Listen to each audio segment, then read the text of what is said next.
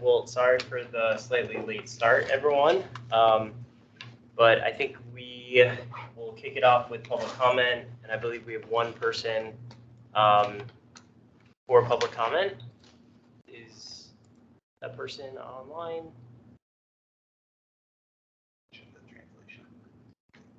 Oh, and Hector Mercado, Señora Nora Molina, staff is ¿está usted online presente? to help translate. So if you would like to start your public comment, Nora Molina, Hector is on the line to translate for you. So start when you're ready. Buenas noches, señora Molina. Si usted está lista para empezar, yo voy a hacer la traducción a medida que usted hable. Por favor, hable con frases cortas para que pueda hacer la traducción simultánea. Puede empezar ahora. Está bien, gracias. Thank you, I'll start. Buenas noches a todos. Mi nombre es Nora Molina. Good evening to all. My name is Nora Molina. Soy inquilino y miembro del equipo de inquilinos y I am aliado. a tenant and member of the team of tenants at Serrano. Estoy aquí para decirles que los problemas continúan en el Serranos y para pedirles que I am here to tell you that the problems at the Serrano continue, and also to ask you to una vez más los destaqué públicamente. Le solicitamos que celebren una audiencia y le pedimos a HC que informe. that we ask that Arlington Housing Corporation be asked to celebrate or to do a new meeting and report on the issues that we have at hand. Sobre los que piensan hacer, sobre lo que piensan hacer con respecto a los problemas. También esperamos sobre También, we also ask that they tell us what they are going to do to solve the problems that we have. cómo va el plan del condado para una supervisión más cercana. And also, what is the county doing to supervise more closely? Enviamos una solicitud por escrito al señor Mark Ben, enumerar los desafíos que aún We have sent a letter to one of the members indicating all the challenges we have right now. enfrentamos, incluidos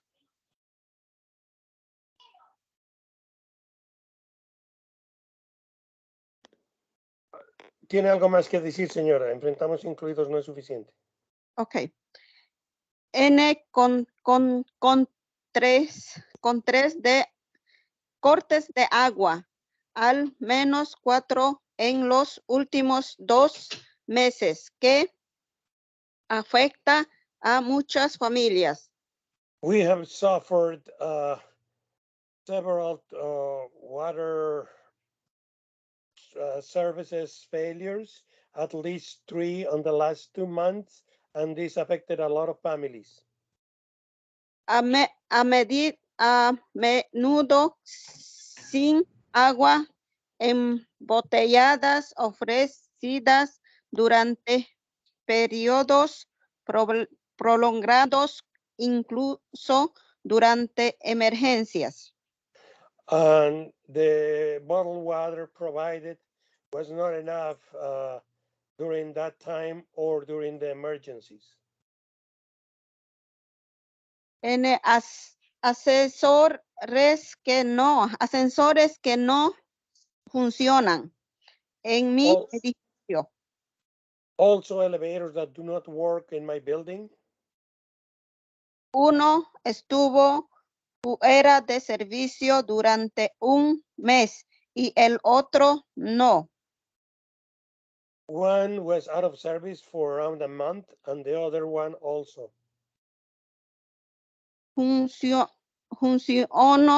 Funcionó a veces, lo que causó verdaderas dificultades para los residentes mayores y And this caused several problems for elderly and handicapped and also discapacitados y las familias con niños. and families with children. Cortes de calefacción, incluido uno en un día muy frío, cuando la gerencia le dijo al condado que ofrecía calentadores portátiles. There was also issues with the provision of heat, especially during the coldest day, and even management indicated that they were providing small heating units.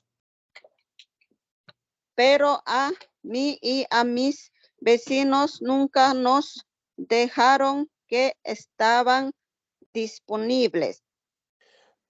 But for me and some of my neighbors, they told us that they weren't available. La gerencia parece esperar que viviremos con estos problemas si seguimos pagando el alquiler. Management expect us to keep living in these conditions and keep paying the rent. Completos sin descuentos por interrupciones prolongadas del servicio. And they expect the rent complete, not giving any breaks or reductions for the issues they had at hand. Necesitamos tú y su ayuda de nuevo. No estamos pidiendo mucho, solo el mismo nivel de vida decente que disfrutan otras familias en Arlington. We are asking for your help again so we can receive the same treatment or the same status of living of other people in Arlington. Gracias por escuchar. Thank you for listening to me. ¿Puedo añadir otras cositas, por favor? Could I say something else, please? Yes. Yeah, siga. Como por ejemplo, el agua también ha estado saliendo muy amarillo frecuentemente, así los fines de semana. No sé por qué eso está pasando. Also, the water came yellowish in color some weekends. She doesn't know why that's happening, but it happened several times. ¿Qué más? Y otro problema, por ejemplo, de los elevadores que estaba pasando, por ejemplo, ha estado arruinado los dos al mismo tiempo. Uno, un mes, como le dije, y el otro después se arruinó, pero ellos no hicieron arreglar en un mes el otro elevador. Entonces, los dos ha estado pasando durante una semana entera, nos quedamos sin elevador. And she wants to reiterate the issue with the elevator, indicating that one of them was broken for a month. They did not do any repairs while the other was working, but the second one broke and was broken for a week. So they were unable to use the elevators for at least a week, and they had to use the stairs. Muy bien, señora. ¿Algo más? Y como por ejemplo yo vivo en el piso 8 y verían cómo cuesta cada vez que se arruinan los elevadores. Cuesta que uno suba al piso 8 o al 6, el 7. Cuando uno hace compras, llega o vas y compras a lavar, todo eso cuesta. And especially if you live on the 8th floor, carrying your groceries up and down the stairs, going to the laundry room, or just accessing the unit, it's a great burden. Por ejemplo, también se está perdiendo, por ejemplo, cuando uno hace el orden de Amazon, así los pedidos se pierde cada vez. La oficina dijo que ya habían puesto cámaras a los elevadores, a donde llegan los paquetes y nada, no se ve las cámaras, se pierden los que llegan los paquetes y no hacen nada. She also wants to indicate that there is a lot of boxes or items stolen, especially when the boxes are delivered. And management indicating they were putting cameras, but they don't see any cameras, and packages are still disappearing. Y, por ejemplo, nosotros aquí no pagamos poco, pagamos un monto alto, entonces debería tratar de solucionar eso porque nos ha prometido, pero lo que vemos no cambia para nada. Yeah. Also, what we pay in rent is not a small amount, and they should treat us better or provide more on that. That's what we ask of you. Muy bien, señora. Eso sería, muchísimas gracias, le agradezco. Buenas noches. That will be all. Thank you for listening to me. Good night. Well, thank you very much, Ms. Molina, for coming before us tonight and providing that information about the issues that you're facing at the Serrano, to update the rest of the commission on some recent events in the last day or so. Voice and some of the tenant advocates had sent an email or a letter to myself and the chair of the Tenant Landlord Commission yesterday, expressing concern about some ongoing issues at the Serrano, very similar to what was described tonight, and asking for information from the county about implementation of the CAF strategies, actions that the county had released last, I think, April, as well as the county's efforts to implement the recommendations in the Serrano report that the Housing Commission and the Tenant Landlord Commission passed in September.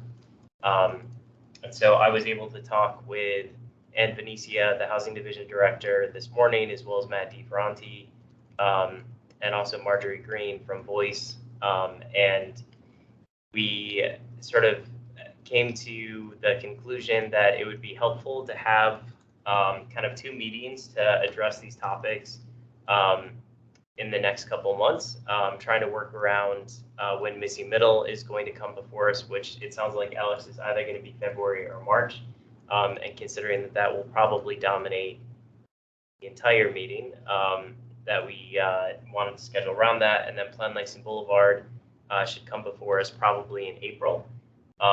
So in line with some of the suggestions that Voice and the Serrano advocates had made, we're probably going to invite AHC as well as the tenants and advocates to come speak with us either February or March about some of the ongoing issues and efforts to resolve them, as well as hopefully AHC's redevelopment or rehabilitation plans for the property.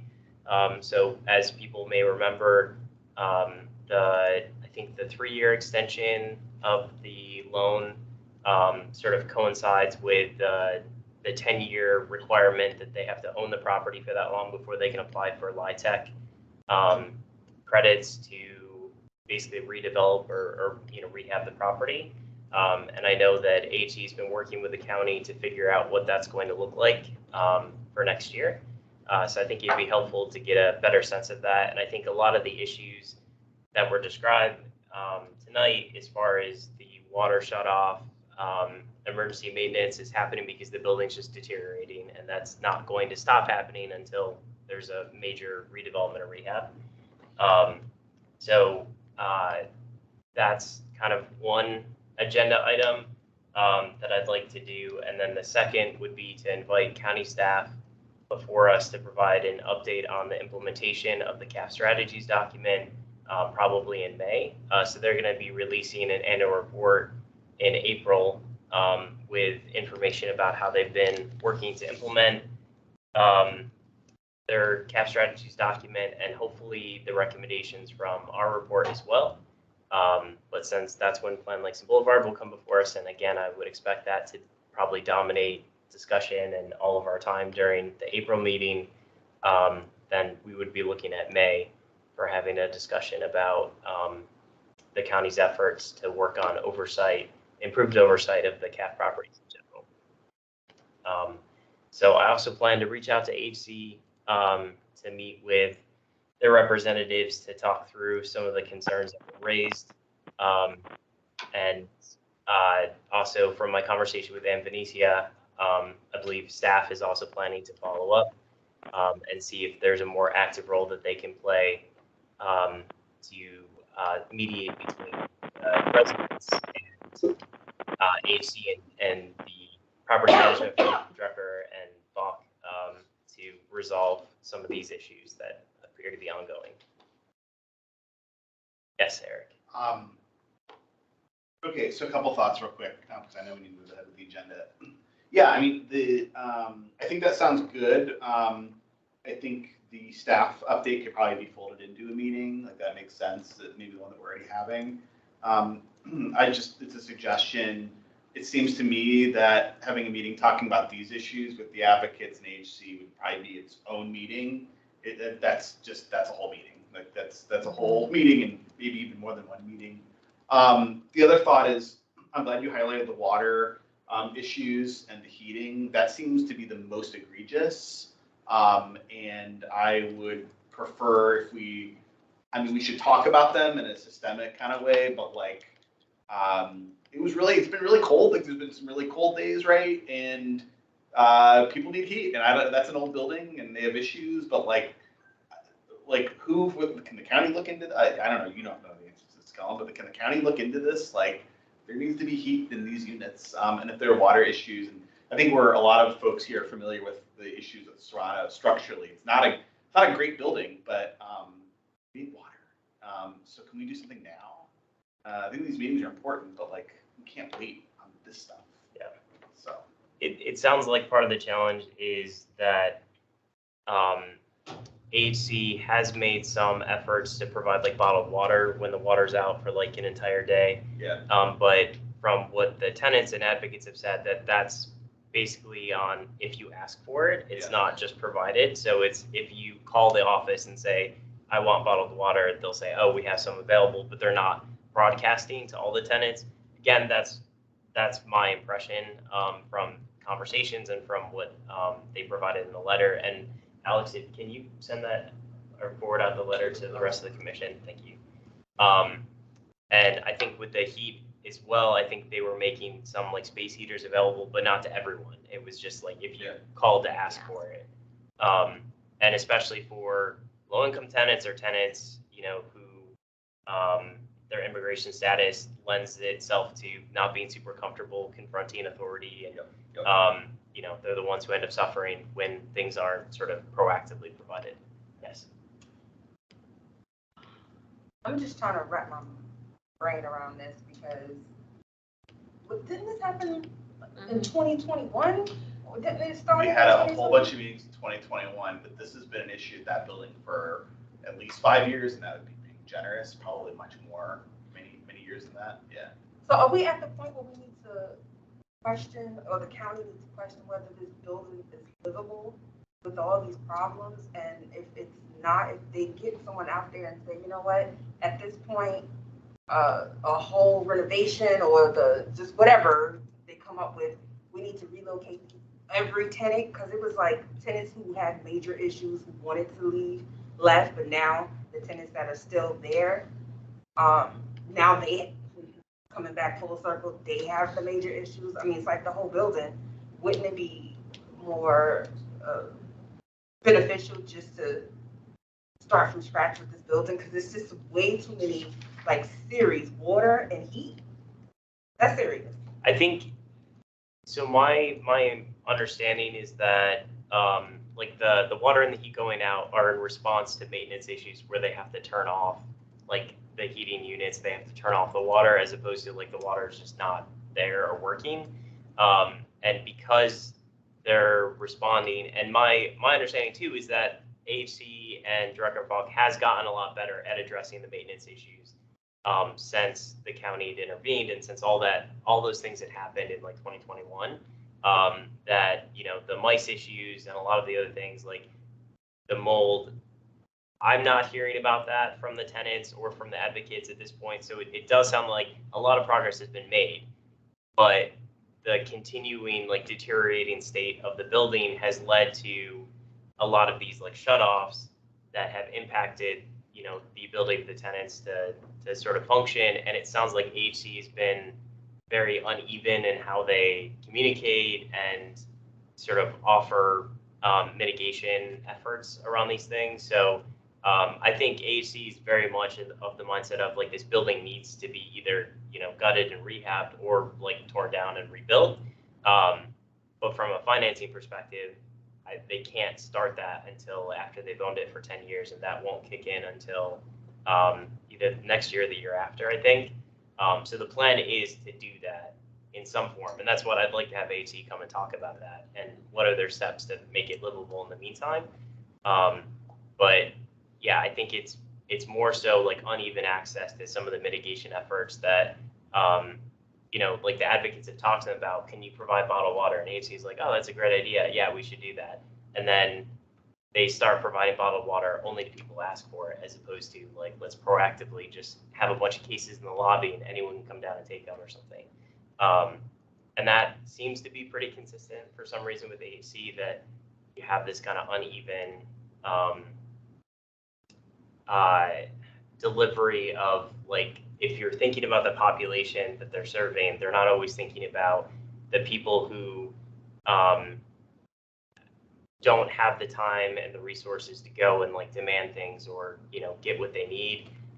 Like, how do they still account for those people?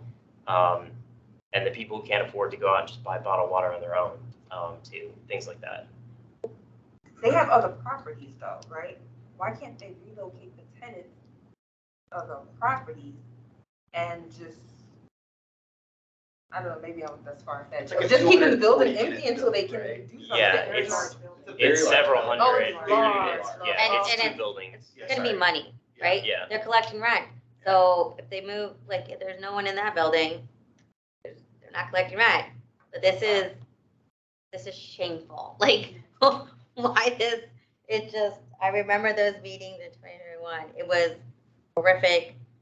Like, we know in Arlington County, if any unit building is without water for, let's say, a day, residents would go wild and it would get done. It is horrendous that these people in Arlington County, one of the nicest places to live, one of the safest places to live, our residents are getting treated like this. This is, I'm just speechless of how, honestly, like, we let this company, like, manage any buildings in Arlington County. Like, it's just showing the huge disconnect of, if you're wealthy, you get stuff done. If you're poor, that, to me, that's what it's showing. Like, and this company just does not Like, it's like, I mean, I think like. but they don't, like, they are letting these people, if they need water, come to us for a week, for no heat, for a month. It's Well, I don't think the crazy. water's been out for a week. I think that's Yeah. like a day. It'll be out. But still, like, they're making these people come to them. These are like, this is their company. This is that these people, work to live at this place, to give their money, to make sure they have a roof over their head, and they're getting treated. I mean, I'm not gonna. I don't support disagree, it. and I don't disagree with you. Like, I agree with all that pretty much. I guess I would just say I do think that like we're talking about HC. I think we really do need to acknowledge that like they have done a lot. Should they have been in that place in the first place? Like, absolutely not. Like, I think we do have to acknowledge that like there's been a lot of improvements, but clearly there's a huge trust deficit that remains at the very minimum, right? And that's being very generous, I think. And so I agree with you. I just, there's been a lot they've done. Like Helen was saying, we're not hearing about mold. We're not hearing about these huge systemic issues, but we are still hearing a lot of incidents, right? And we know that if we're hearing about 10 incidents, there's probably 100 going on because only about 10% or whatever probably ever makes it, right? And so I know Kellen has to move on with our agenda. I just, I want to chime in because I feel like there's a sense of urgency that kind of struck me, especially with the heating issues. One last thing with that, I know you gotta move on.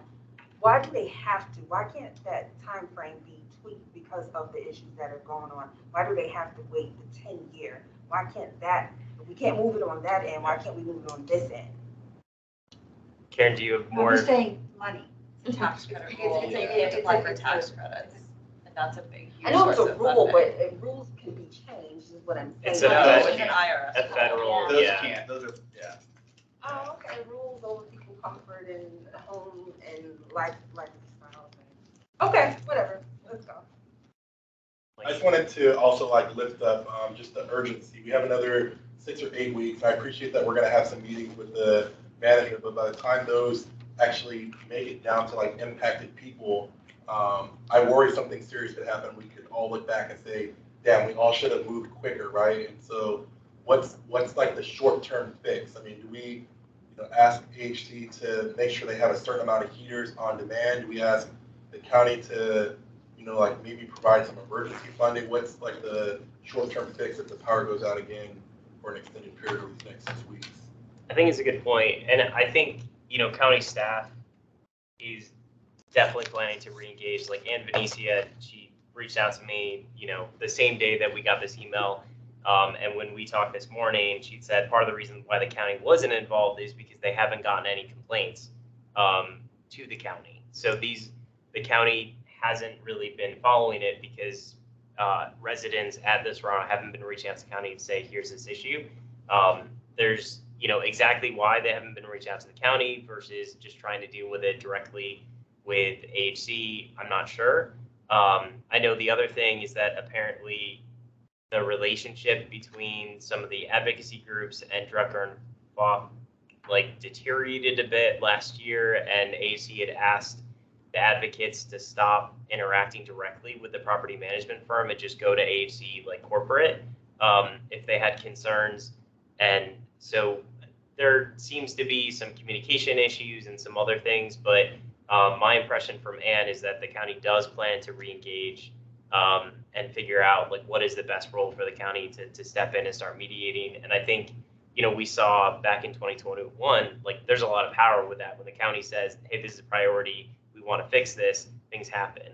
And so I think, Ann and her team are trying to figure out what's the best way to work with both the residents and AHC to resolve this, to make sure that, any of our CAF residents aren't dealing with these types of issues. All right, I want to try to wrap this up. So this is what I propose. Because I think we generally agree something should happen, long-term with meetings, but also immediate. So I'm going to make a motion that that our chair send a letter on behalf of the commission to HC, copy our housing director, and copy Chair Dorsey, whoever you all think needs to be copied, And the letter basically says, we heard one person at our housing commission meeting. We have also heard throughout the community that there are issues, including those involving water and heat. That's not an exclusive list. And can you please look into this immediately and follow up in short order, basically. And my motion also says that I give deference to the chair to figure out kind of whatever else sounds reasonable to ask for. I think that will help our housing division also push things along if the housing commission itself has said we need something. So that's my motion. I second that motion. Okay. I don't have a list of all the commissioners in front of me, but Alex, can you help me out with the roll call? Thank you. Okay. So we'll start with, so this is voting to approve the motion that was just brought by Commissioner Berkey and seconded by Commissioner Rubalcava. Yep. And so Commissioner Berkey. I vote yes. Okay. Commissioner Blake, who I think is on the line. Yes. Commissioner Brown. He's gonna be absent. Okay. Commissioner Edwards. She is not on yet. Okay. I don't. Commissioner Heminger. Yes, with just a brief comment. I just want to be as clear as I can that we need the county to move as urgently as possible. I have an obligation with the NAACP. Those buildings are almost all communities of color. If AHD and the county doesn't move quickly, then we are going to mobilize NAACP and we're going to cause a big ruckus. So whatever we can do on behalf of those residents, I think we have to do it, but resoundingly yes. Okay. Commissioner Lee. It's virtual if he is on, but I don't see him. Okay. Commissioner Macbeth, I vote yes. Commissioner McGilvray. Yes. Commissioner Montgomery. Yes. Commissioner Norris. Yes. Commissioner Rubalcava. Yes. And then Commissioner Surface. Yes. Okay. I did not miss anyone, right? Okay, that passes unanimously. Thank you. So yeah, I will work on that. Thank you, Eric. Okay, well, that takes care of public comment. Next, we have approval of the notes. Just start, when do Yes. you think that letter will go out? I know if you need help, I'm happy to help, but I don't know, I hate to say that people's lives are on the line, but it's been so cold and. I can work on it tomorrow and hopefully get a draft out to the commission like this weekend, if that works for people. Yeah. Okay.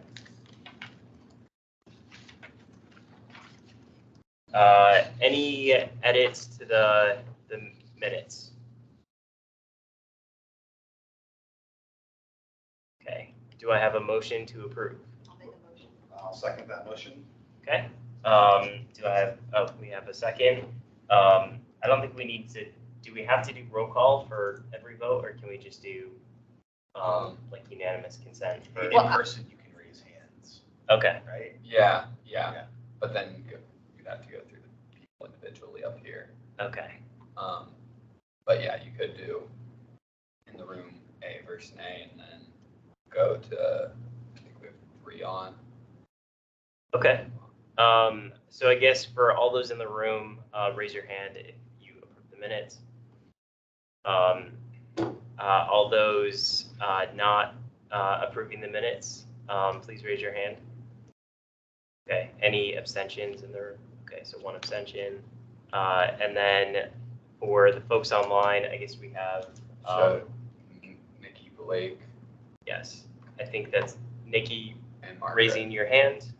And then who is the other one? Margaret. Okay. Commissioner Miko. Okay, also raising a hand. Okay. So 1 abstention, and the rest in favor. Thank you.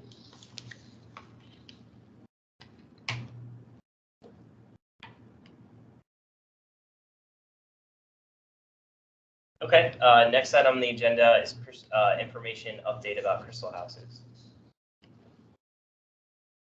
So we have Chris DeMontis with the county here. So I'll give it over to him. Thank you. Good evening, everyone. There's a PowerPoint presentation that I believe is being pulled up. I'm going to kind of kick it off and give a little background for those who may need a refresher or new on the Housing Commission or haven't heard about this in a little while, but there's been a lot going on in the background. So want to update everyone. And so I believe, Mitch, you're going to share the the screen? person who controls the meeting, please allow me to share the screen. Is that possible to do? Yes, it should be open for everyone. Doesn't look like I'm able to. Oh, just kidding. Sorry, guys.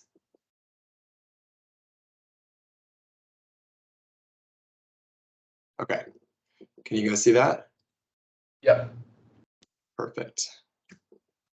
Great, thank Take you. it away, Chris. All right, let's start with the next slide, please. Excellent. So for way of background and context setting, this is Crystal Houses located in the Aurora Highlands neighborhood.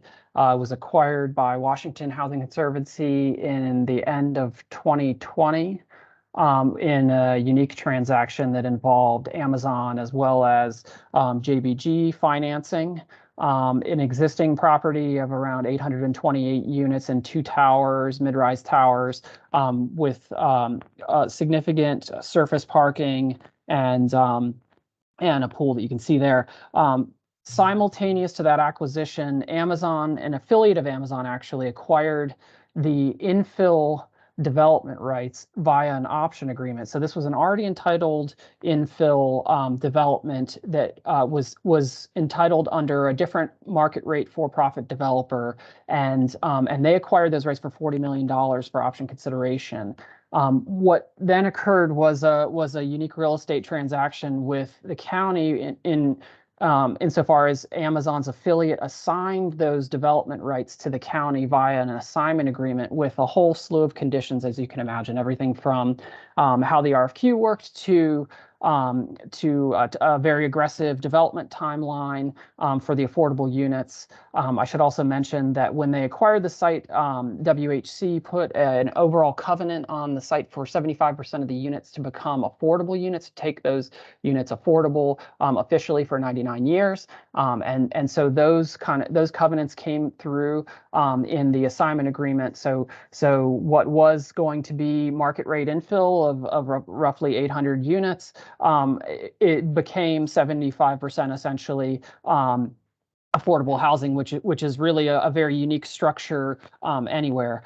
So with the county's assignment agreement, went forward through a rigorous and long development selection process, and we'll show a slide that has some of the process on there just by way of background.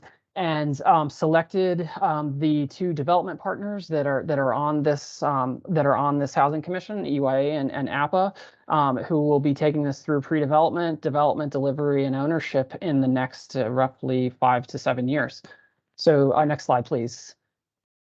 So this is an illustrative of the site plan as it was entitled in December of 2019, a year before WHC acquired it. A number of infill buildings on what are essentially surface parking lots.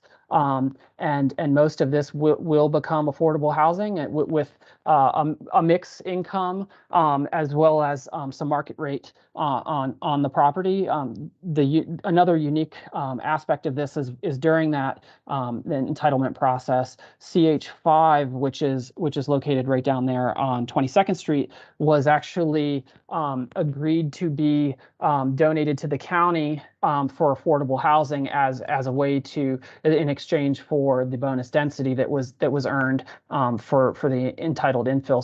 So that is actually in county ownership. It's currently a surface parking lot that's used by Restaurant Row on 23rd Street, and is slated for affordable housing, but we'll get into more of that detail later.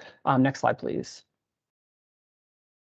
Thank you. And this is a little bit about the process. Started with a request for expressions of interest, which is really just to try to get a universe of potential developers. This was a national scale development advertisement. A number of groups responded to the RFQ, which was the next step in the process. We had 16 teams and 29 representing 29 unique developers from, as far away as, Illinois, Florida, New York, a number of different areas. Went through a rigorous selection process with an interdisciplinary team in the county that down selected to 7 teams for the RFP, which took place in 2022, of which 5 teams responded to the RFP. From there, started a negotiation process that was guided by procurement best practices at the county, negotiating with 3 different teams for what were essentially best and final offers with the richest development programs, meeting the most amount of goals for the county. And at the end of last year, negotiated a disposition and development agreement with the team that is here. So with that, I'll turn it over to, I believe EYA is next. So I turn it over to Jack. Thank you. Thank you so much. Good evening. Thank you, commissioners, for your time. My name is Jack Lester. I'm a partner at EYA, and I'm joined by my colleague, Karen Garfield, who's our head of multifamily development at EYA. Couple of things. We're super excited to be working on this project. We understand how important this is to the community, and we don't take that for granted. And we're really excited to be working again with APA and the county on this project. The other thing I'll say is when I saw the final form of presentation, I noticed there's 20 EYA slides and I think 4 or 5 APA slides. We don't have an outsized role here. We are led by our teammates at APA. We do have a lot of experience, but I'm mindful of your time. I'm going to go through them quickly. If I talk too fast, stop me. And if I miss something, we can ask at the end. So let's go there. So we're into our 31st year. We're a Bethesda-based 100-person company that develops infill development projects in the DMV. You'll see a little bit later, we have a deep history with mixed income and affordable housing, and we think we bring a really unique perspective to meeting those affordable needs. Let's go to the next slide. These are the 4 areas of capability and competence in our company. We work on all of our entitlements are challenging and complex. By the nature of the work and where we do it, that's the case. We do infill development. We were doing infill 30 years ago when people didn't know what the term infill meant. And so we were really a cutting edge in bringing people back into urban areas with the product. And when you go into neighborhoods like Old Town Alexandria or Capitol Hill, where they have 350 or 250-year histories, we've got to be sensitive to our surroundings. That's in our DNA, and that's what we've been really successful working with stakeholders. You see large-scale master planning, public-private partnerships like this one. And again, I mentioned, and we'll go into some detail about some of our mixed income developments that we've worked on. Next slide, please. Our core values, I'll just take a second: integrity, determination, excellence, innovation. We try to live these every day. We're so pleased to be partnered with APA, who, through our collaboration on a project in the district, we've learned, and I hope they have, that we share many of these same core values.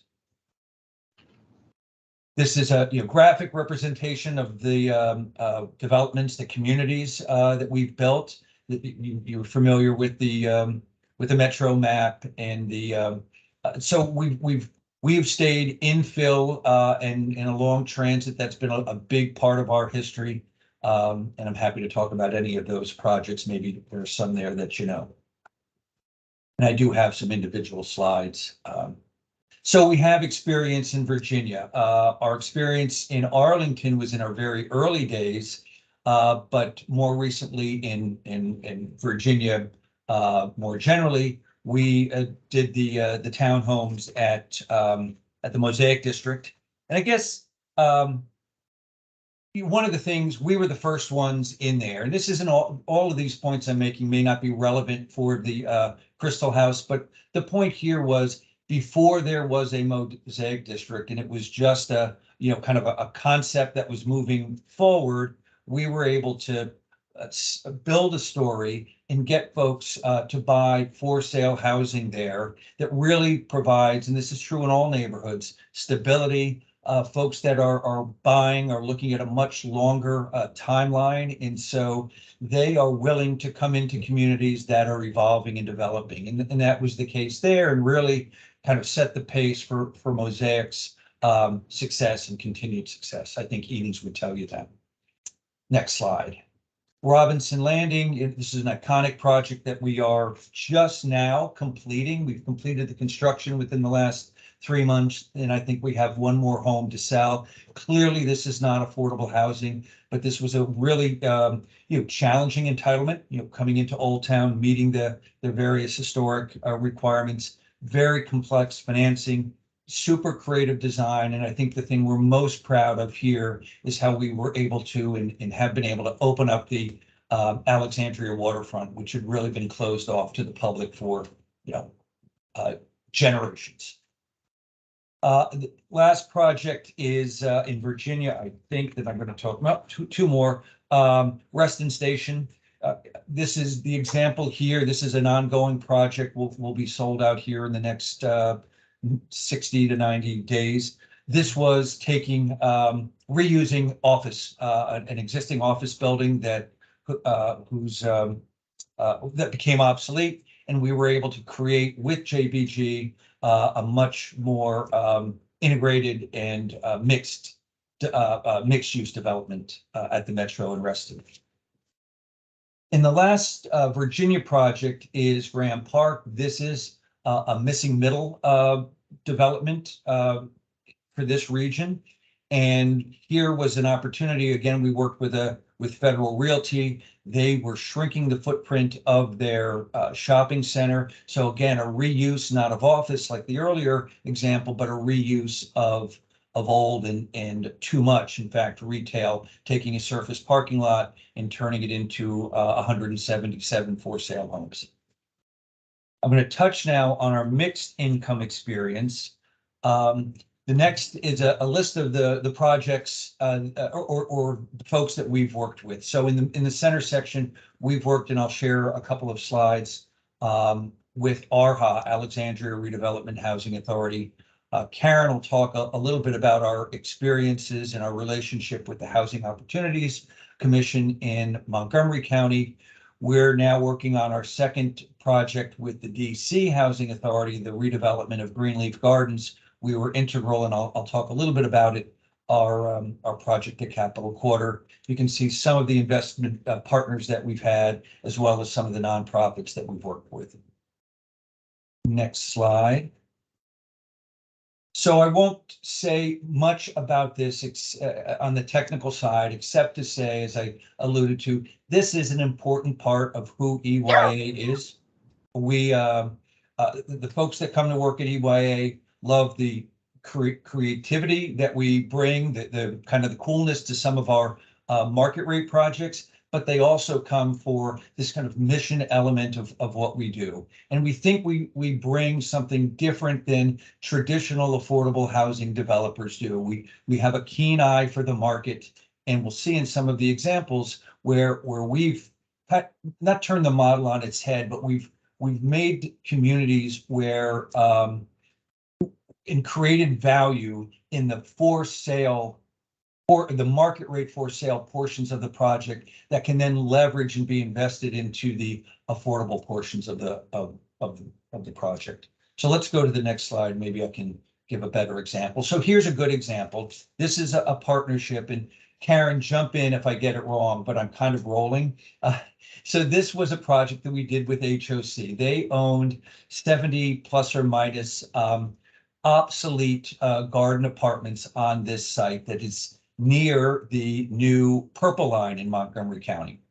And they reached out to us, and we were able to develop a plan that leveraged the value of the 62 market rate townhomes that we built. And you see that in the upper right-hand corner. In the value that generated was the equity for HOC to invest, and we led the development of a 200-unit mixed income affordable building that they own. So again, being really creative, getting a challenging entitlement, getting this appropriate density in this location, creating the value in their land, and then turning that land value into capital to invest in additional affordable homes. Next slide.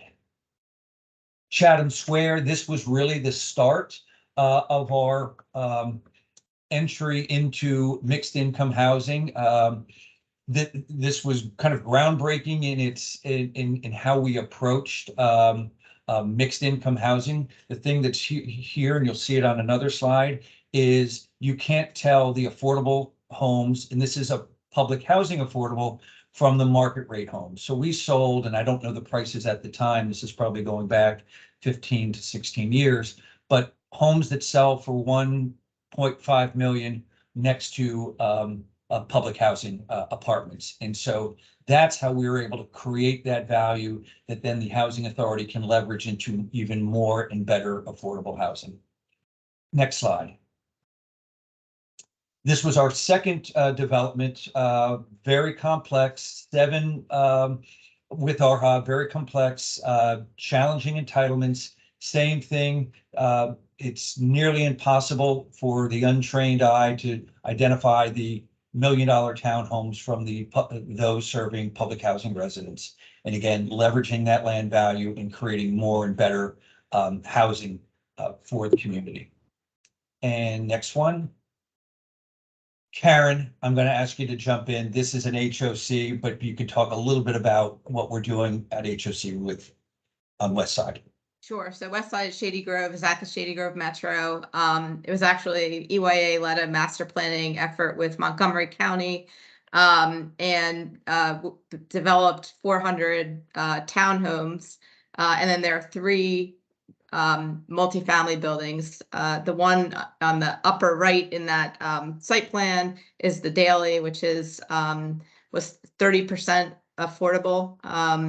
The next building is the Laureate, which we are partners with HOC, Housing Opportunities Commission of Montgomery County, and that is 30% affordable, 25% MPDUs, and 5% workforce.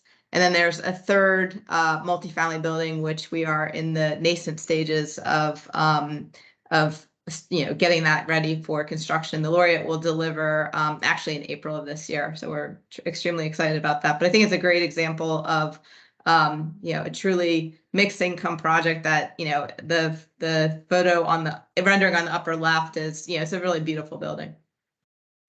And that goes for the one at Chevy Chase Lake as well, the Lindley. I mean, spectacular. The units are you cannot discern market rate from affordable. Here is the last project that we'll talk about with mixed income. Any of you who've been down to the Navy Yard, maybe gone to a Nats game, might know the townhomes there. This was a project we did with the Housing Authority in the District of Columbia, approximately 330 homes.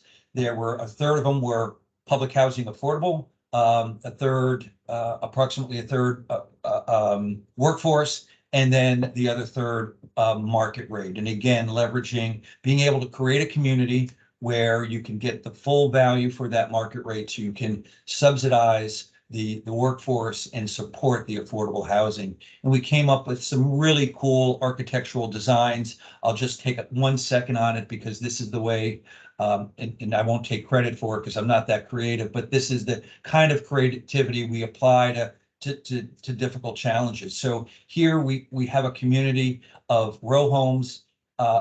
In fact, if you were to look at the 3 row homes, what you would find is multiple flats in those. So from the exterior, they're indistinguishable, but we're able to provide more housing for more families in this mixed income community with creative design.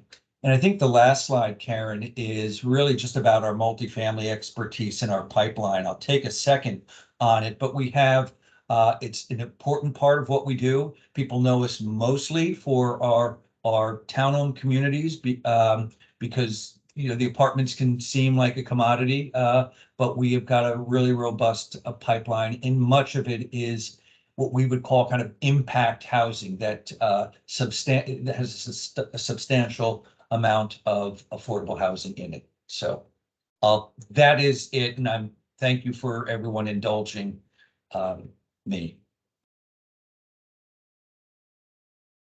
And I'm going to take it from here, Jack. You're a tough act to follow, but the folks at the Housing Commission know APA pretty well, so that's why we tried to keep our slides to a smaller number.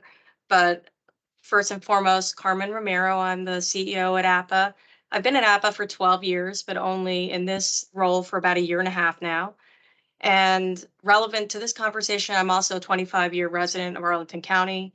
So I get the privilege of living and working in this incredible community. And this is a special opportunity for us to be selected by the county to work with a developer that we admire so much as we do EYA for the work they've done in the region, and be able to bring them to our hometown to work together on really a landmark project. So this is a really, really important milestone for APA, and we are really deeply committed to executing, as Chris mentioned, on a very complex, aggressive timeline project. But really, this is our sweet spot, which is infill construction in Arlington. I'm joined tonight by Mike Chiappa. Mike, if you want to wave, he's our Senior Vice President of Real Estate. He oversees both the real estate team. We have a 13-person real estate team, but he recently took over asset management because it's really important to me to know that we're not just worried about when we're building the building, but how we're operating the building in the long term. And, Mike and I have worked together for 8 years, and we are, bringing the same passion we're bringing to development now to ensuring that we are recapitalizing older properties. So you all just saw that we closed on the Arna Marbella scattered site renovation that we broke ground on at the end of the year. So it's Mike that is helping kind of make sure that that's all happening in the APA work plan. I'm also joined by Mitch Crispell, who's our director in the real estate team. Mike has 2 directors. You all may remember our good friend Charles Sims is the other director in the real estate team, a former housing commissioner. So Mitch and Charles divide up the entire real estate portfolio. And Haley Norris, who from the Housing Commission, is actually going to be our senior project manager on this development. So hopefully that, helps you figure out a little bit of how APA works. If you want to go to the next slide, Mitch. But some stats. APA today is 2,600 homes. Over 4,000 people call APA home tonight. We have 400 units under construction, including 144 units at Ballston Station. That's the church partnership with Central United Methodist Church. That's going to have a 90-unit daycare center in it across the street from the Metro. We should, that's not one of the projects we're highlighting, but that is one that we're really excited to be delivering in the county. We also have 1,500 units in the pipeline getting ready to close throughout the DMV. Our focus in our niche is 30 to 60% of the area median income.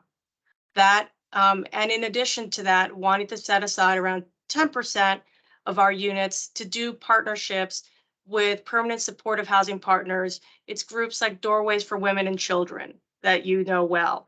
ASPAN, which was rebranded to, I'm forgetting the name now, Pathways. And so we have MOUs with nonprofit partners throughout the county so that we are the landlord, but they identify them, they provide services, and we work together to make sure that they have housing within the APA portfolio. But we're more than just developers.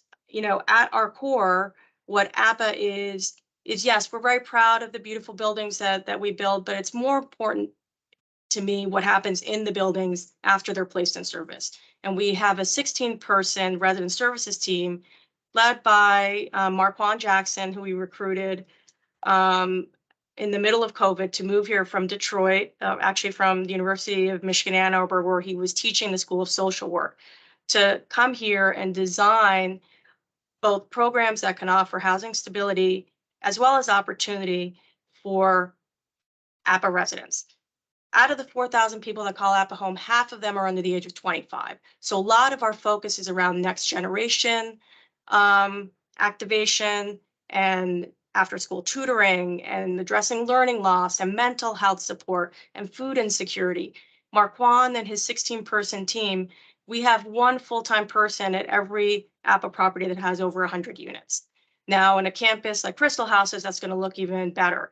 And when I think of the Arlington Community High School that's being built on the Amazon campus and the opportunities that can offer residents like ours, APA doesn't have a property in Crystal City. With this, we will be able to be more connected to that community, get not only the residents that are part of the Crystal House community integrated into all the things that Crystal City has to offer, but we could bring folks that live throughout the Columbia Pike or along the RB corridor to get to Crystal City through some of these programs. I'm going to turn it over. Oh, and the last point I should make, the Arlington Partnership for Affordable Housing is a little bit of a misnomer because we are now serving, as of 2017, 5 jurisdictions, including Montgomery County, Fairfax, Loudoun. And thanks to EYA, the DC, they selected us to be their partner in our first DC deal that breaks ground next month. It's a 90-unit senior housing deal, affordable, that we are really excited about. But I'm going to let Mitch take you through the rest of the slides, but we are really excited to be here tonight. Okay, great. So I'm just going to highlight 2 of our recent projects and then give a little bit of an overview of the site, and then we'll take your questions. So you guys probably already know about these projects, but we're really proud of Terwilliger Place that we opened last year.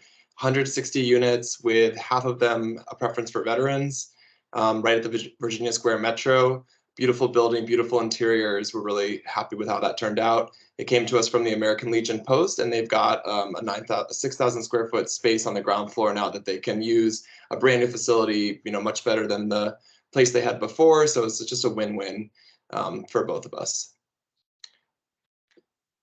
Queens Court in Roslyn, you guys probably remember the old building, the small 39-unit garden complex that we've redeveloped into our highest density project. I think this is probably the best comp for what the Crystal House developments are going to look like. Pretty high density, right near a metro station, infill development, like Jack was mentioning. And we opened this, almost 2 years ago now. And we also developed a public park as part of this. You probably know about it already right here. And I think that also is a good comp for what we're going to do at Crystal House, because there's 2 parks required as part of the site plan that APA and EYA are going to develop. And so we have experience working with the county on building, those public amenities. So we're going quick through those because we know you guys know us. Okay, so here's the last slide, and this is really just outlining kind of what is planned for the Crystal House development. And I'll just start by disclaiming that there's a lot still to be worked out in terms of the phasing and the details of each building. But we wanted to just come at this early stage and give you a high-level overview of what to expect there. And I'm sure we'll be back to give you more details as they develop. So I think Chris already mentioned this. There's the 2 existing buildings here, Crystal Houses 1 and 2. And then there's going to be 5 new buildings. 3, 4, 5, 6, 7, and 8. These will have a mix of rental and for sale. The big buildings here will be mostly rental, and then over here is where we're thinking about potentially doing for sale. It'll also be a mix of family and senior projects. So we're penciling for now, at least one of the buildings will be dedicated to seniors. And then overall, the Amazon agreement and the LDDA call for about 844 units across the entire site of new density that we're adding. Of those, at least 655 will be affordable at a range from 30% to 80% AMI. It's about half at 60, a quarter at 50, and then about 10% at 80 and 10% at 30. So it's just the rough numbers. And there's an exhibit to the LDDA that we signed in December that we'll send you after the meeting. That kind of gives this high level overview, so you don't have to worry about the numbers right now, but we'll send that out. And we're still figuring out what mixes in each building and working through some planning processes, but that's the high level of the units and the income mix.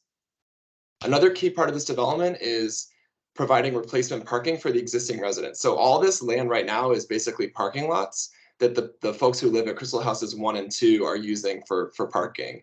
So part of the agreement with Amazon, who assigned the option, was that all of those parking spaces had to be replaced in garages of the new buildings. So that's something that we'll be providing underground parking in these new buildings will be both for the residents of the new buildings and the residents of the existing buildings. And we'll make sure that they have parking during construction as well. We'll probably off-site. We're figuring that out as well. So we'll deliver these 5 new buildings and all these units in phases, and that's another thing that's still up in the air, but all of it is called to be completed by January 1st of 2028. So it'll be about 5 years to get it all done. And we've outlined in the LDDA exhibit that we'll send you outlines the expected future AHIF requests that we think will be required for each of the affordable buildings. Some of it, as Jack mentioned from precedent, some of it will be offset with land value from the EYA market rate component, so that's a win. But there will be a need for AHIF, and I think the reason for that is that, as you all know, unfortunately, getting the land donated is just not enough to make these deals work. There's still a need for subsidy if we're going to hit all those affordability targets we just mentioned. So that's why there will be a need for AHIF, and the approximate ballpark amounts are outlined in that exhibit, and we'll share that with you. All right, so that's our grand plan, 850 units in 5 years. Get excited, and I think we can take some questions now. Thank you very much for the presentation. I did have a question. So I believe this is true. The 2 existing buildings, those are going to be rehabbed, or like what's happening with those versus just the new 5 buildings? So the 2 existing buildings will remain in WHC ownership. My understanding and our understanding from conversations with JBG and WHC is that they're roughly 65%, don't quote me, have already been, of the units in the existing buildings have already been rehabbed to some degree, that there's roughly 20 million plus or minus in investment that's going into the existing buildings. But really that's their bailiwick, and they're working to bring down their rent, buy down their rents and do what they're doing. But they're obviously going to be a partner in this development with a number of all these complexities that we've talked about, future reasonable agreements, et cetera, et cetera. So obviously they're going to be a partner with this. Okay, and so when we're talking about the 850 units total, does that only include the 5 new buildings and those units, or does that also include the existing 2 buildings? So that's just the new infill development, the new development. The existing units, which I mentioned at the beginning, is roughly 828. So you're looking at across the whole site 1,600 plus units. And do any of the existing 2 buildings, do those have affordable units in them, or those are all market rate, and the plan is to keep those market rate? So yeah, essentially when WHC acquired this, they self-imposed a self-enforcing affordability covenant to take what were market rents and over the course of 5 years buy those down to affordable rents, primarily at around 80% AMI, but about roughly 25% will be 50% or below of the existing. So we're talking about CH1 and 2, right? That's not really part of this what we're presenting here, but yeah, as a way of background. Okay, yeah, thank you for that clarification. Mm-hmm. So I have a question about the home ownership units. Are they going to be market rate or affordable units, or is that too? Yeah, so it's a great question. We're not there yet. They would be predominantly market rate, and again, as Mitch was saying, we do need to create as much value in the land as we can to help to subsidize all of that replacement parking as well as the rent. So I could imagine there's a component of affordable home ownership. We just haven't kind of updated, where we need to be in terms of that. But yeah, I can imagine a component, but substantially market rate.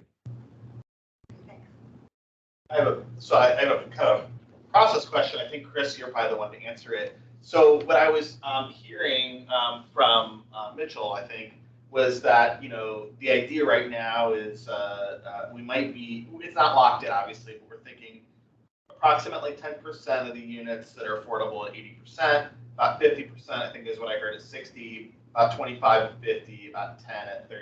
I think those are the ballparks we're looking at. So, in a normal development situation, right? Like APA comes, they got the property, they're coming to us for an AHIP request, whatever. This is different because there's been this assignment that the county got, and the county had this, obviously, this competition and selected the development partners. So from a process standpoint, how much discretion do EYA and APA have over things like income mix versus the county saying we would prefer this versus this? Because, in a regular situation, APA would say, well, this is what we're proposing because this is what makes sense, and then you work it out. But this is different. The county has selected EYA and APA on behalf of the county's interest here. So can you walk us through how that's going to work? Sure. So I think, Mitch referenced sort of a set of, we talked about them in the DDA as sort of a set of minimum sort of affordability that's based on, our affordable housing master plan and all the goals that we have.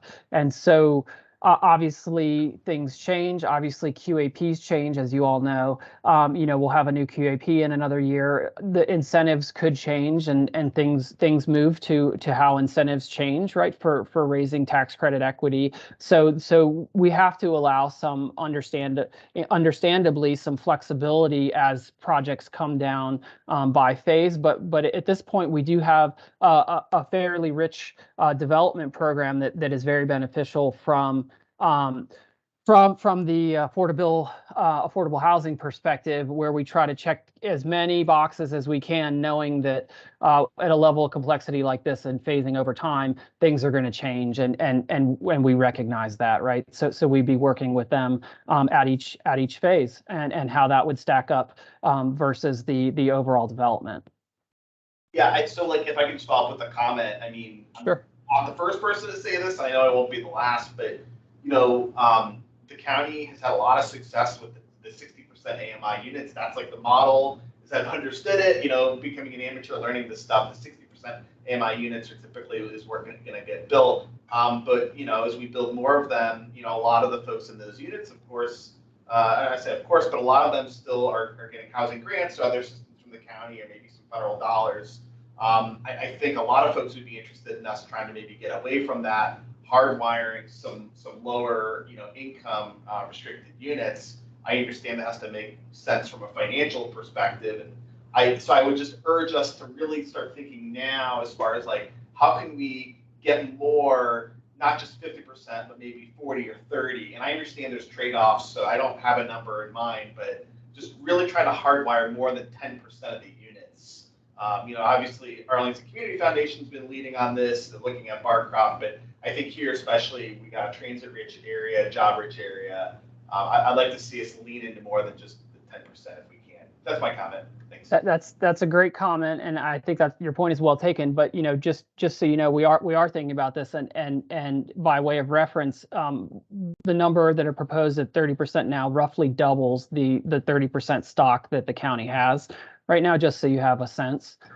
So looking pretty good out the gate. So I'll just say that in response.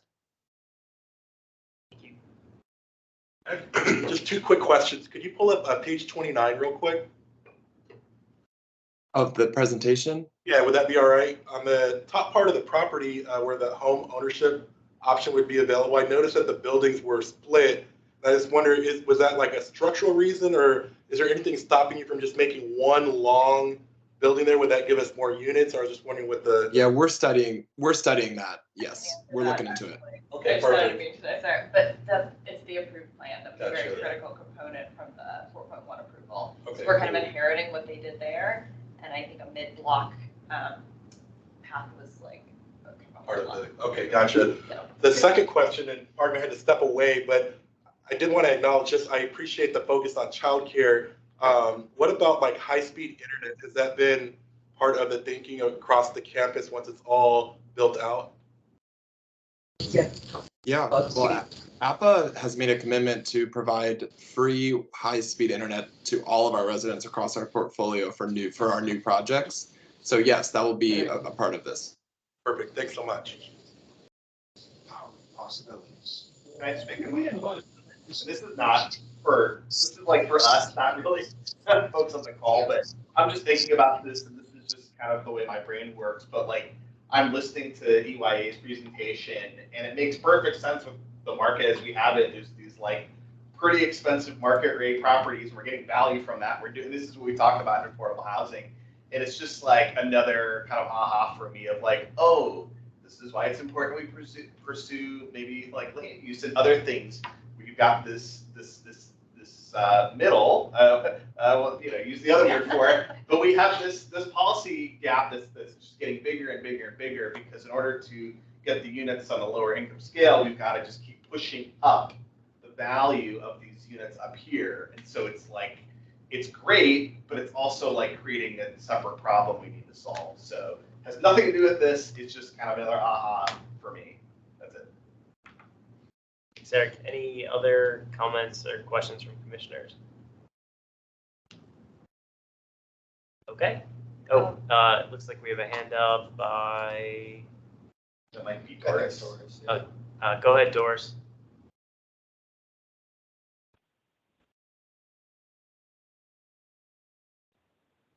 You call on me? This is Yes. Doris. Yeah, okay, just making sure. What I wanted to ask is the partners in this partnership. I'm wondering, I am a member of the Arlington County Disability Advisory Commission and am a liaison to the Housing Commission, and I'm wondering what your philosophy is and implementation, expected implementation, to maximize the availability of both affordable as well as market rate units in these developments for people with disabilities who are in need of fully accessible type A units, partly because the Affordable Housing Master Plan has a target that 10% of all CAF units by 2040 are expected. The expected outcome is that 10% will be fully accessible, and also Crystal City and Pentagon City being part of a very important transit corridor for people with disabilities who need accessible transportation is very, very important. So I'm just wondering what ideas you might have for maximizing. The building code only requires 2% of the total number of units in a building, for example, but that's a floor, not a ceiling. So it would be very incredibly it would be a model for the nation if you would figure out maximizing that number that you can get beyond that 2%. And Doris, we will just, we've worked together in the past, so, we will work with EYA to ensure that we talk about our philosophy, but in the past, we've always exceeded the minimum floors of the 2% and tried to strive for, some of our deals are 9% deals around the 10% mark we've been able to hit. These are a lot of units, and I know we have some senior buildings, and typically in the senior buildings, we make those 100% universal design. So I will get back to you with details, and we will certainly talk to EYA and work through that and circle back, and certainly things like roll-in showers and other best practices that we've learned from working with you and the commission, we will make sure that we incorporate into the program here. And I can just add that the floor for, in terms of the requirement under our development agreement is 5% of all the affordable units being fully accessible and 18% employing universal design.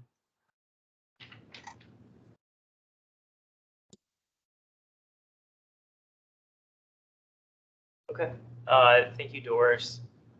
Any other questions or comments? It's exciting. It's really exciting. Thank you very much. Thank you all very much. I did have Thank you. a process question. As far as when this is likely to come back before the commission for action, do we have a sense of? So it would be for the first AF request, which I'm not sure when that will be, but I'm not sure. Chris, do you know when? We're still determining, but it's probably sometime this year. We're hoping. So stay tuned. Got a lot to do. And so for this project, there's no like SPRC? So there is no SPRC. It did go through a site plan process in 2019. Okay. And that's the site plan that they're working with currently. And I don't know the project as well as Chris, so I don't want to speak to it, but there probably are some small tweaks to that site plan that will be proposed going forward. Okay. Thank you. So next up on our agenda, we have the Housing Commission 2023 work plan. And this is for action.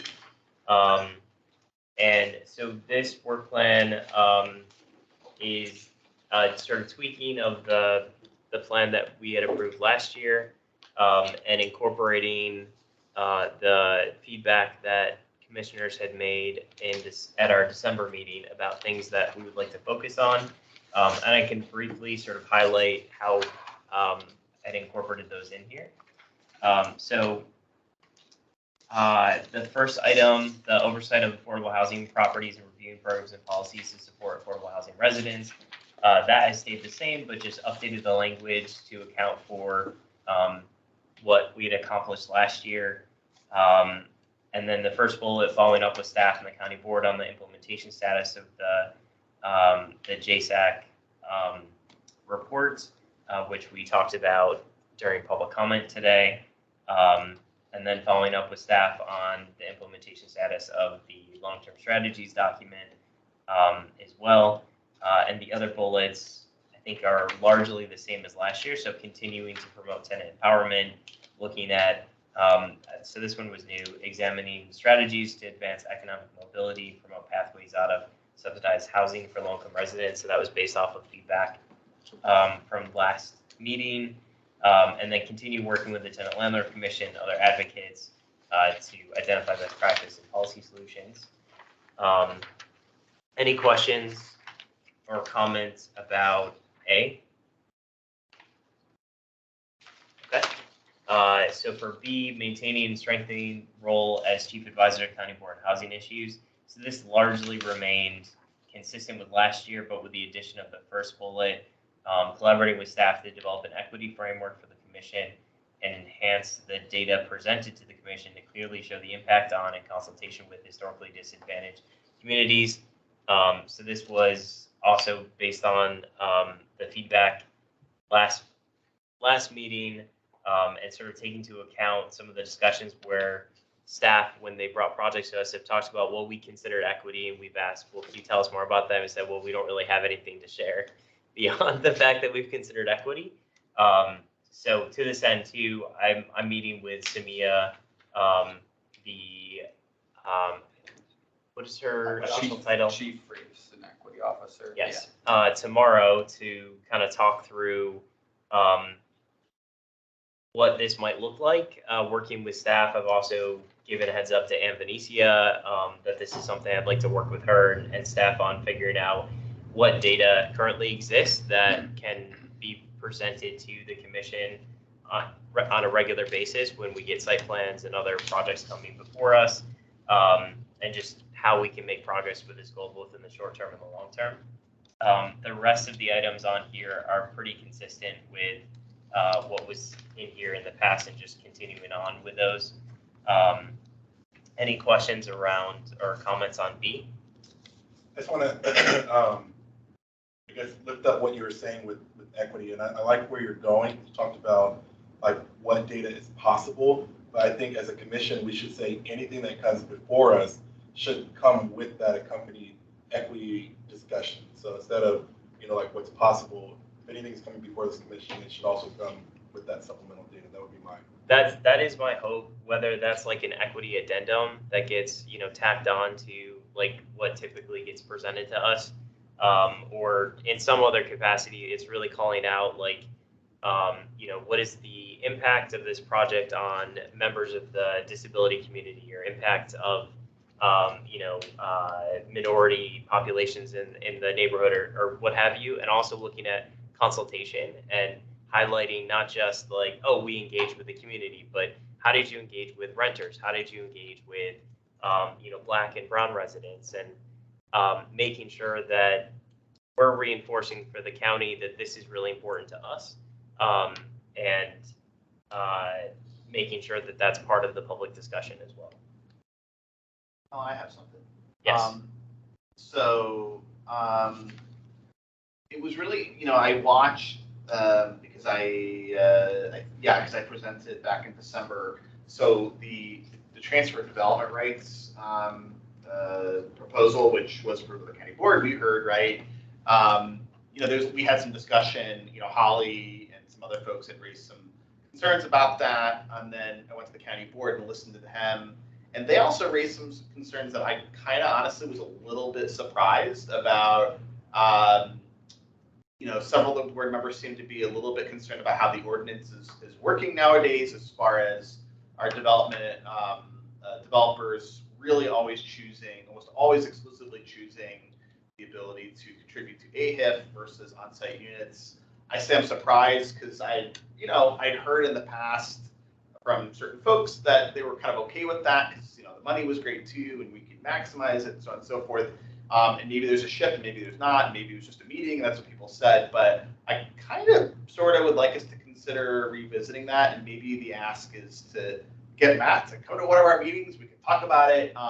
Something like that would be a pretty massive undertaking, and it would need to go on the CPHD work plan if it were ever to be contemplated. But I was just really, several of them said this, and I was like, ooh, antennas going up, because I'd always heard we're okay with the contributions. We'll do some on-site for bonus density, but contributions are okay generally because of our robust development program. Now that APA is expanding to other jurisdictions, and it's harder to do development in Arlington, maybe, I don't know, maybe it's time to revisit that conversation. It's been 10 years, right? At least 10 years. 15, 20. So you're not just talking about the transfer of development rights, but so now, yeah, so that was my jumping off point. I guess what I'm saying is you play with the language, but essentially, revisit, you could just say revisit with our county board liaison, if the county board is even considering, re-examination of the ordinance and its structure. It's not in the work plan that I'm aware of. And so this is like just the tiniest beginning of a conversation. I know last year there was talk of revisiting it, and a decision was made in the county and among some advocacy groups that was not the right time to do that. Sure. And I think in part that could be the makeup of the General Assembly and sure. Yeah, like sure. politics in the governor's office. And that with notwithstanding, that's a pretty major hurdle. I mean, I remember Arlington Community Foundation had tried to look at this a couple of years ago and basically ran into a dead end, as I recall. And I would have a lot of concerns. But look, there were like 3 county board members saying it, and I was like, wow, okay. It came up in that discussion because a lot of folks were concerned about the lack of on-site units in that proposal in Ballston. So how long would it take to change something like that? I have no idea, and I'm not looking at the conversation right now. I'm just saying I was kind of surprised that there was so much interest in really maybe looking at that potentially.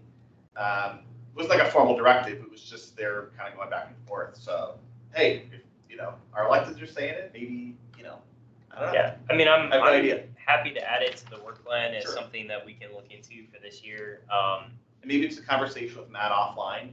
Hey, you know, where's the mood right now? And maybe it's something we wait 3 years. Yeah, my guess is, my understanding from talking to board members is that as far as legislative priorities for the General Assembly, it's all defense and not really, offense at this point.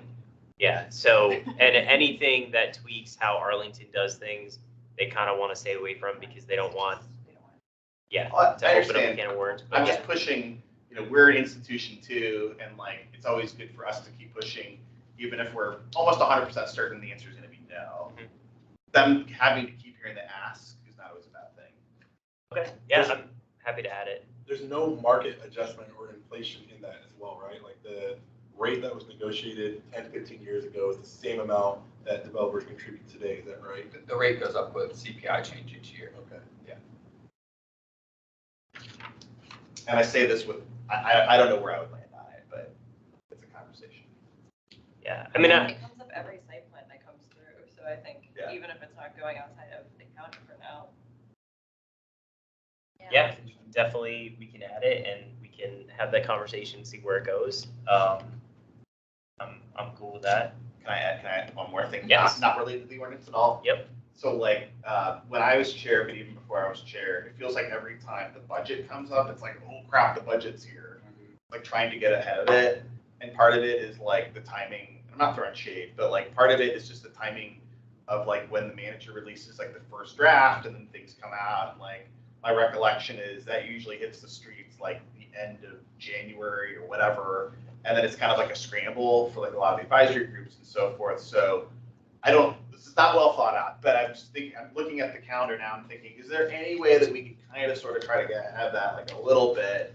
Because what we've heard, at least publicly, is that I think the manager has said, the board has said like that AHEF likely will be proposed to be flat, which I think is like $17 or something million. And it's not all AHEF, but that's the big item. So I don't know. Do we want to try to get ahead of that? I don't know if we can, but it always feels like a rush when it comes out. I agree. You're talking about like potentially moving that up to February. I don't know. Because we need the budget. Like we need something to react to. Yeah, and when is the manager releasing the budget to the public? I think that's February, right? Or is it the end of January? I don't know. I think like because there's those budget hearings and the chair just goes, so like you should get invited, and then but like I remember like all 3 years it was like it got released and then the meeting was like the next week, but we hadn't had a meeting, so it was kind of this dance of like what do people want. I think usually the work sessions are like early March. Yeah, so it's I don't know. So there you go. That's your mess. You get No, I agree with you. I mean, and I definitely want to make sure that we, consider robust budget recommendations. I don't know how fruitful it's going to be this year. I felt like last year we were largely ignored, as were the housing advocates, by the board and the manager. And I know one of the key things that we had asked for was additional staff capacity, and we were basically told by the board there's no issues with staff capacity, which is the opposite of what staff constantly tell us. So there's a big disconnect there that no one seems to want to acknowledge. So we can see from my brief conversation with Matt, it didn't sound like he was confident that there were the votes to add additional staff to CPHD to address some of the issues on the board. So we can always push for it, and I think we should, but I'm not super optimistic at this point. I want to second what Eric said, because I think it is going to be a very complex process. So like, I don't think that we'd even be able to get, even if we had a magic wand, all the way through it this year. But at least if we do some foundational work this year, perhaps that sets us up next year to be able to, maybe move the ball a little bit further. Well, or like, I mean, what we could do is like, I don't know if we'll have that budget by the next meeting or not. And if we don't, like, we could at least say like, let's go around the table, like, what are priorities for people? And if that's like an informal understanding, or we don't think, I don't know if we take a vote on that, but we could talk, because it's not just AHIP, right? You're talking about staff, housing grants, it's a big budget. And so maybe that's one approach. So at least if you're going into like a work session or something, you got something. Yeah. I think the big concern for me is just if missing middle is going to be February, then, there's not That's much. meeting, man. Hopefully, hopefully we don't have to do it, Daniel did with planning commission. But yeah, so there's some big items hovering over our heads on the schedule that depending when they drop, it's just going to be tough to find time for anything else. But I think the point is well taken. And we can move discussion of the FY 2024 budget up to February. But I don't know. It will depend on when missing middle hits. Whatever you think makes sense. Any other thoughts on that from members of the commission? Sorry, just from my understanding, when there was like 2 dates, for example, discussion of 2022 Housing Commissioner annual report, February, the review and approval of the annual report. Does that mean there's 2 meetings or 1, or what does that mean? That would be during the same meeting. And I think a lot of these, I basically just changed the years from what was on here the previous year. There's some things that I added or changed around, I think, but yeah. And I think, So is there not a possibility of splitting some of these meetings? What do you mean? Like having 2 meetings instead of 1 meeting? Or Yes.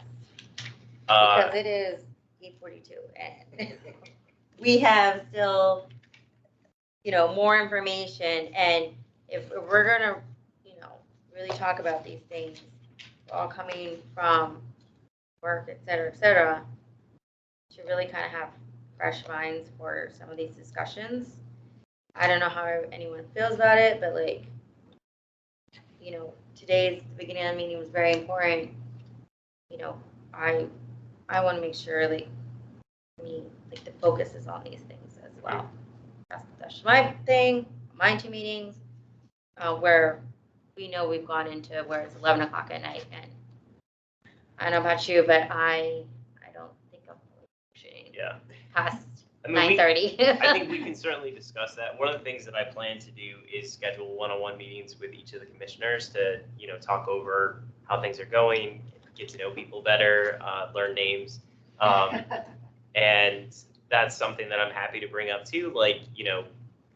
Do you prefer long meetings, or do you prefer, that we split some things up into 2 meetings a month? I know it's tough because a lot of people, they basically sign up for 1 meeting a month. And splitting it into 2 could be challenging for some people, but I think it's certainly worth the discussion if people would prefer to do that versus, having a very lengthy meetings at times. Colin, can I just say one more thing? Yes. I think, after having watched a little bit of both those planning commission meetings, I think it would probably be very prudent of us to maybe schedule 2 sessions for that topic, or at least have it on because we have to have public notice, right, for our meetings. And I do not want 2 meetings, but I mean, is it hard for anybody to imagine we might get 80, 70 speakers, something crazy? I just think we should strongly consider having a second session on the books. I don't know. Talk to Alex. So the last one was 65 speakers. Yeah. So even if you limit the speaker to 2 minutes, can you hear me? Can you? I don't know. This is just for the. Yeah, I'm just talking about missing middle. He's talking about missing middle. Yeah, sorry, I I'm just think talking about missing middle. Sarah's talking about more broadly for meetings that we think could go longer. Are you, if there are decided on 2, are you still thinking on Thursday? Because I'm on another commission, so I have to. Oh, I'm on this one. I'm on HOA thing. Okay. I have just my personal stuff, Yeah. but I want to be able to focus on these where it is not going into, I'm talking and I'm going to be going in, but because we have been there where it's been 11 o'clock at night and they're very important meetings. But me personally, I don't know if starting my day at 7:30 in the morning, 8 o'clock, and than 11 o'clock. So, no. I And think especially the missing middle, which I think is very important. Yeah, like sometimes it has to happen, you know.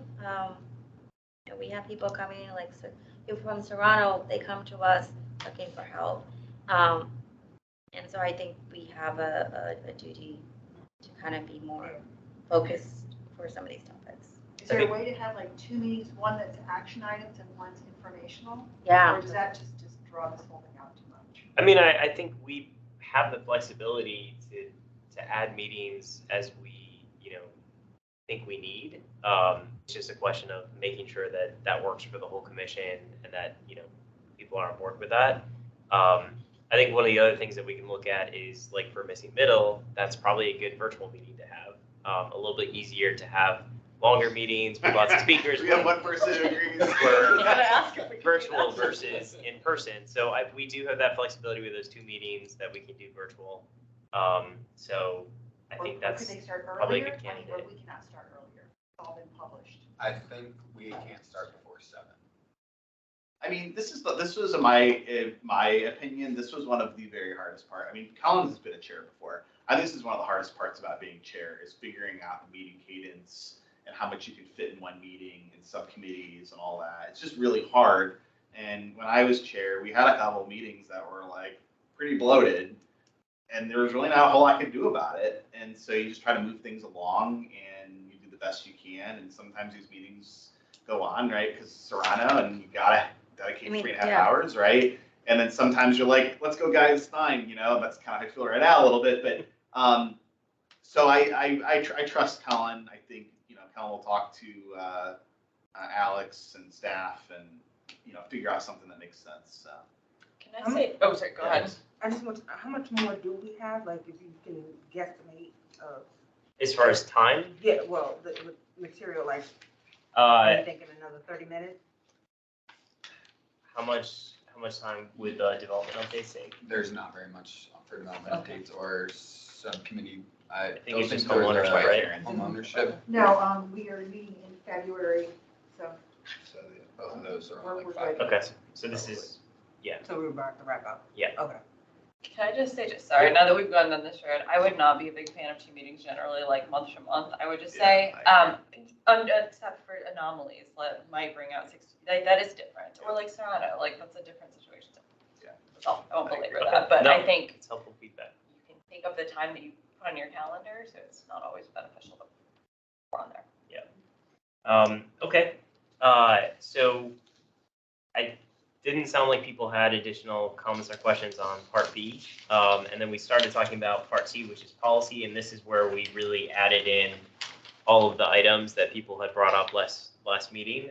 So obviously missing middle, Glen Lakes and Boulevard, then the redevelopment of Barcroft, as well as efforts to reduce displacement of existing residents, the home ownership study, comprehensive review of housing grants, which I'd like to get more information about, like what the timeline is for those recommendations this year. But then looking at the fair housing, which I know we've been talking about forever, but that plan should be dropping any day, and that will also be a big giant report that's like 100 and some odd pages long that people, or maybe 1,000. Sorry, yeah, I think it's closer to 1,000.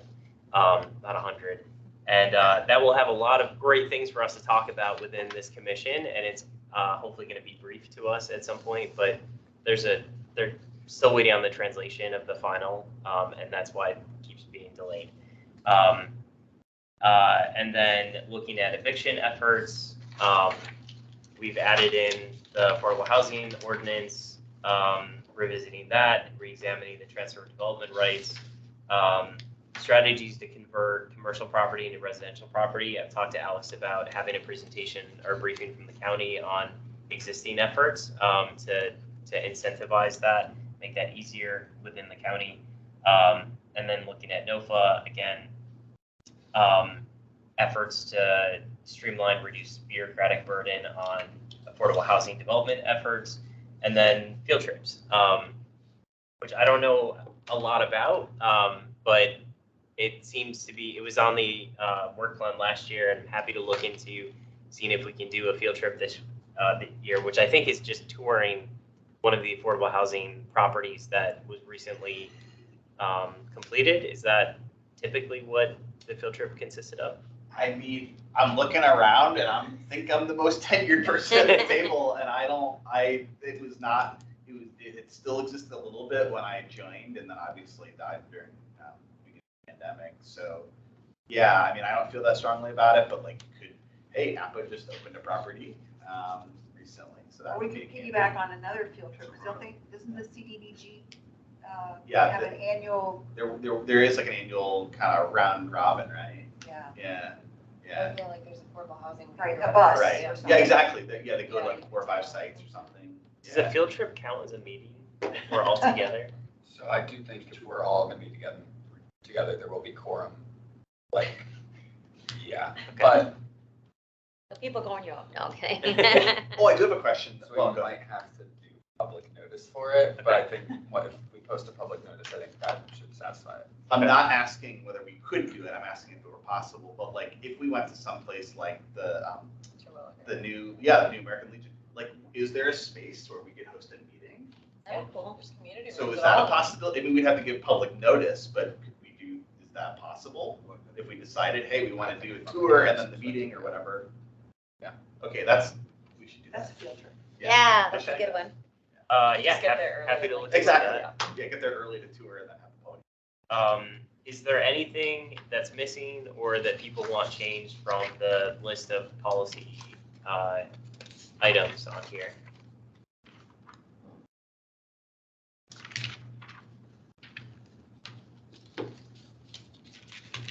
Okay, hearing none, and then the last one is collaboration. So this is also, consistent with last year. I think I added the Human Rights Commission, especially around fair housing. That's a relationship that I'd like to work on this year as well. Strengthening that along with the Planning Commission, the Tenant Landlord Commission, that I think the Housing Commission has made a lot of strides in developing those relationships and working together where possible.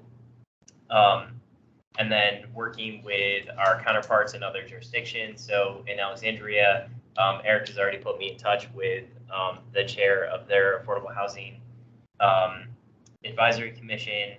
And so I hope to be meeting with their chair later this month, and then having a conversation or, potentially doing a joint commission meeting at some point this year if we can figure out the logistics and what that agenda would look like. I've done something similar when I chaired the Tenant Landlord Commission with the Alexandria Landlord Tenant Relations Board. So I think that's helpful because there's a lot of issues that impact both us. I know they're very keenly interested in what happens with missing middle and zoning changes within Arlington as they look at potentially similar things for Alexandria, and then members of the public school community as well. Any comments or questions on collaboration? Okay. Anticipated schedule. So I did have a question actually for Eric, and I meant to point this out when I sent you the draft. Yep. The annual report.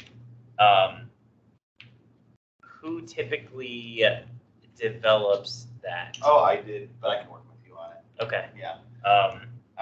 And you'll probably start to get emails from Ken.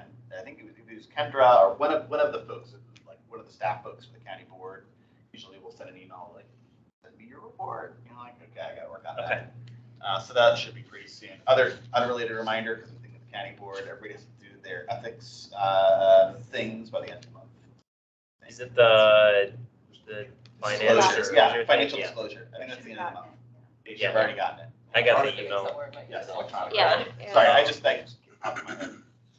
And then Colin, for the representation, because I suspect maybe that'd be your next question. Yep. I mean, I don't think you have to worry about January. We don't have an action item here. And then, you just, if folks can I always try to get folks to volunteer. And then, some months we need folks, and sometimes we need 2 folks, and a lot of months we don't need anybody because it just depends. So. I like that you sent around like the sign up genius last year. Yeah. Just FYI, I thought that was helpful because then it pops up a reminder for the day you signed up for. Okay. So a person doesn't do that.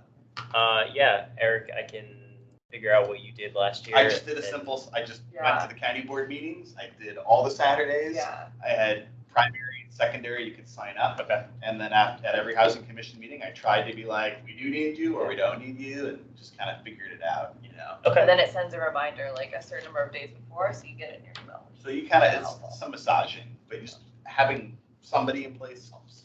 Yeah. Just a quick note, Yes. VHDA is no longer VHDA, it's Virginia Housing. Where is That's that on page listed? 3. On page 3. Okay. Yeah, actually, on that, just to make it like the most useful The second- conversation. Yeah, Second from the bottom. PhDA and Line Tech applications. Oh, okay. Yep. But they usually post like the new QAP and manual like December, January. Okay. So I guess, not that you couldn't talk through it later, but if it were to be a little bit more like, kind of when it got released, that might be a better early in the year time going forward. Okay. Unless they do another big QAP, but that's when they usually will like post everything that's changed in early January. Okay. Not suggesting we add it to February. Yeah. Yeah, we can. I think it's gonna be boring. We can figure that out. I also did want to do a review of the charter. I had a couple changes, might be controversial. I think we should officially change our name to Housing Commission instead of the lengthy name that no one uses for our commission, but we can get into that later. But okay, so are there any other questions or comments about anything on this? I'll send out the Sign Up Genius so that we can have people volunteer for representation at county board meetings. There's a couple edits that were brought up, like changing Virginia housing, adding the affordable housing ordinance, like re-examination in here. But are people comfortable with approving it with the names going to be added later, as opposed to waiting to officially approve it next month? I'll make the motion to approve it with those suggested changes. Yeah, do I have a second? Okay. Then we can, I'll do a roll call for this one.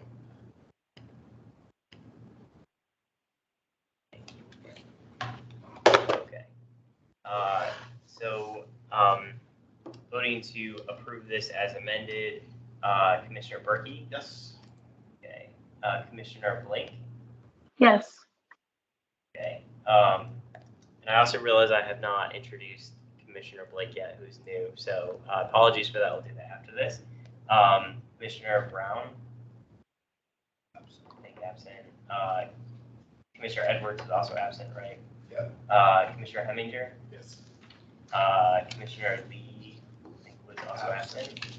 I vote yes. Commissioner McGilvray? Yes. Yes. Commissioner Montgomery? Yes. Okay. Commissioner Norris? Yes. Commissioner Rubalcava? Yes. And Commissioner Surface? Yes. Okay, great. That passes. Thank you very much. And yeah, so with that, belated introduction of Nikki Blake. If Commissioner Blake, you want to introduce yourself to the rest of the commission. And again, apologies for not doing this at the start of the meeting when I should have, but Commissioner Blake was appointed in December by the county board to join our commission. Thanks. Yeah, really happy to be here. And apologies I couldn't join you all in person. I had a trip pre-planned, and I'm actually in Big Bend area in Texas. So just glad it worked out with the signal and everything. But yeah, just really glad to be here and looking forward to working with you all. I just recently returned to Arlington. Well, not recently, about 2 years ago now. I moved here after grad school.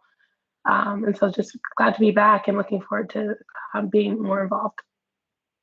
Great. We're happy to have you. Thanks, Nikki. And so next item on the agenda, we have the development updates. Yeah, so a couple very quick updates tonight. First on Queens Court, which was actually shown during the presentation earlier today. A couple bullets on that. So shortly before the new year, the county received about $1.5 million in construction cost savings. for the Queens Court development.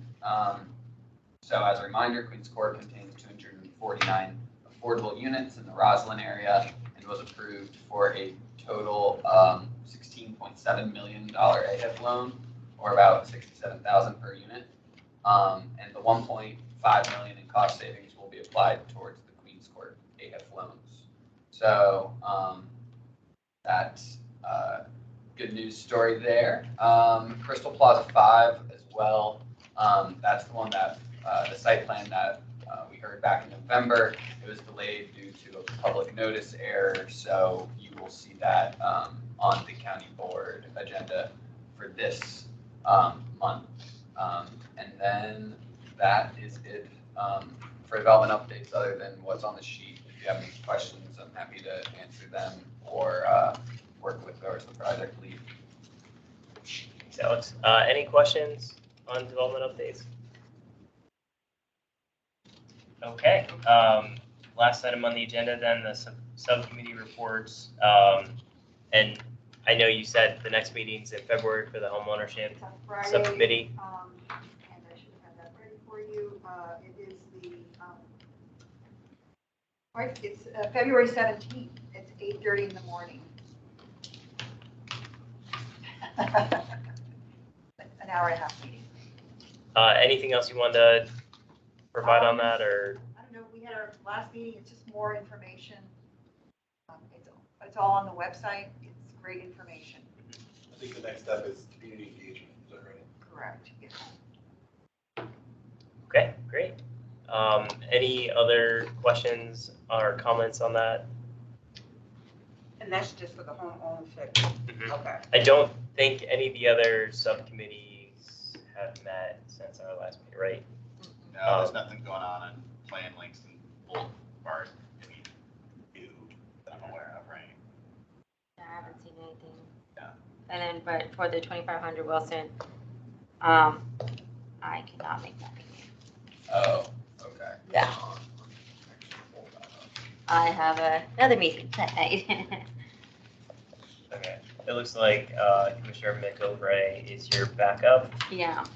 I mean, I plan to attend also the Langston.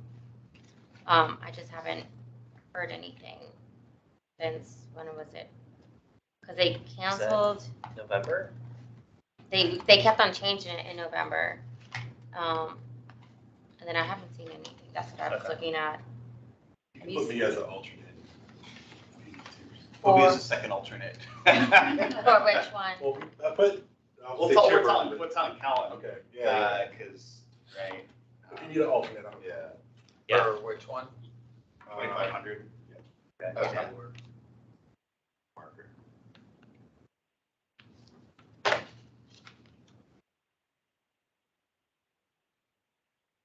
Yeah, the Langston one, I haven't seen much about that. Was that a question for me? Yeah, Margaret, are you able to make the meeting on January 31st since you are listed as the alternate for the 2500? Sweet. Okay, great. And if that changes, just let us know. We have 2 other alternates. Okay. Sounds good. Okay, any other subcommittee reports before we wrap up? And just, you all saw that, I don't know if everybody saw that Andrew Schneider stepped down as CEO of Arlington Thrive. And Susan Cunningham, we know her, she's the interim CEO, so I thought that was neat to send a note to Andrew. Sounds good. I was on the board when we hired Andrew okay. Well, then I think our meeting is adjourned. Thank you all very much. Thank you. 9:05.